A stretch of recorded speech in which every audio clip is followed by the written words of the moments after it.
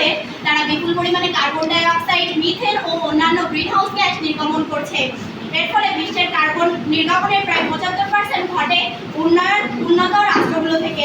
এর ফলে পৃথিবীর গড় তাপমাত্রা ক্রমাগত বাড়ছে। হিমবাহ বলছে, সমুদ্র পৃষ্ঠের উচ্চতা বৃদ্ধি পাচ্ছে। মাননীয় মডারেটর, আমরা একটু পিছনে তাকালে দেখতে পাই 1970 সাল থেকে 2025 সাল পর্যন্ত উন্নত রাষ্ট্রগুলো প্রায় 2000 million ton carbon die oxide নির্গত করছে। অন্যদিকে আফ্রিকা মহাদেশের মোট নির্গমন সেই পরিমাণে 3%-এরও কম। যুক্তরাষ্ট্র বিশ্ব জনসংখ্যার মাত্র 4%, কিন্তু বৈশ্বিক গ্রিনহাউস গ্যাস নির্গমনের প্রায় 15% একাই ঘটায়। অন্যদিকে বাংলাদেশ ও অন্যান্য উন্নয়নশীল রাষ্ট্র 1%-এরও কম গ্যাস নির্গমন করে।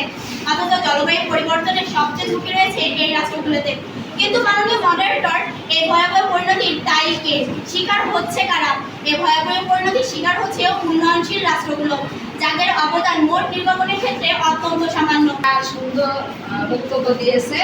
এই যে বিপক্ষে কথাটা সম্পূর্ণ বিপক্ষ উপস্থাপন করবে বিপক্ষের দ্বিতীয় বক্তা নূর সিফাত আপন।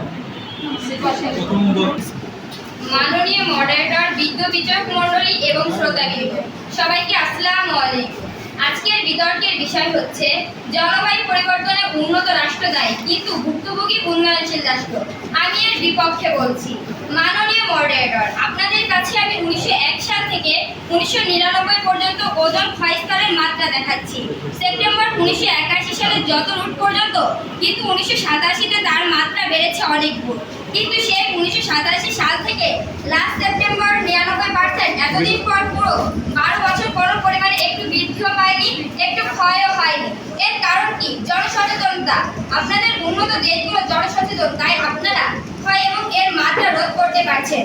সুতরাং এখানে উন্নত রাষ্ট্র কোনোভাবেই দায়ী হতে পারে না। আরেকটা কথা বলতেই হয়, আমাদের বিপক্ষ দলের বন্ধুরা শুধু আপনারা উন্নত দেশগুলোকেই দায়ী ভাবছেন, কিন্তু আমরা সকলেই জানি ক্ষুদ্র ক্ষুদ্র বালুকণা, বিন্দু বিন্দু জল গড়ে তোলে মহাদেশ সাগরতল। এই সত্ত্বে আমরা বুঝতে পারি যে আমরা যদি সামান্য পরিমাণে সিএফসি গ্যাস উৎপন্ন করি, মিথেন, নাইট্রোজেন এবং আরও অনেক কিছু, তাহলে এই ক্ষুদ্র ক্ষুদ্র কণা একসময় অনেক বড় আকার ধারণ করবে এবং এগুলোই হবে এক বড় কারণ। আর এগুলোই দায়ী জলবায়ু পরিবর্তনের জন্য। আমার বিপক্ষ দলের বন্ধুরা, আপনারা অনেকে দাবানল এবং অ্যামাজনকেও দায়ী করছেন। আচ্ছা, তাহলে একটা কথা বলি, দাবানল কি বর্তমানেই উৎপন্ন হচ্ছে? অতীতে কি উৎপন্ন হতো না? বলুন আমার মডারেটর ও আমার বিপক্ষ দলের বন্ধুরা, আপনারাই বলুন। আমি উদাহরণস্বরূপ আরও বলছি, এই যে কলকারখানা, এগুলো কি অতীতেই ছিল? এগুলোই কি বর্তমানে ছিল? অতীতে ছিল না নাকি?